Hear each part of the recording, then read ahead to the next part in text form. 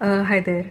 So you already know about the film Chiraiya, what it tries to portray and the message it is trying to give out to the society at large.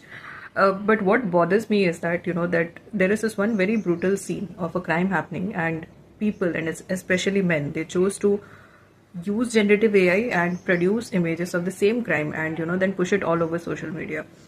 Now, my point here is not about, reviewing the film or giving any sort of commentary on its content, but I want to highlight how, multiple aspects intersect here. There is an aspect of generative AI which has already always been against women, and it did not start here at the memification of a crime or at the giblification. But if you trace back, it all started roughly around 2014, 2017 when Obama's video was deepfaked and it went viral.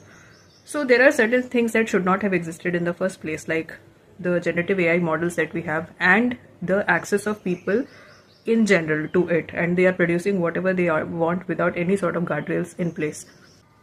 So there is this concept called dark patterns in which a system is made difficult on purpose so that people lose interest or they find it difficult to produce something or get the results they want. The Indian system or the legal system can be one way to look at it. The other way is to find out how much time it takes for you to detect where the settings are to delete your Amazon account and compare it with how much time it takes to create one. So, of course, there is the, carbon footprint aspect of the generative AI models that we have, but there is also an ecofeminism aspect to all the changes that we are seeing.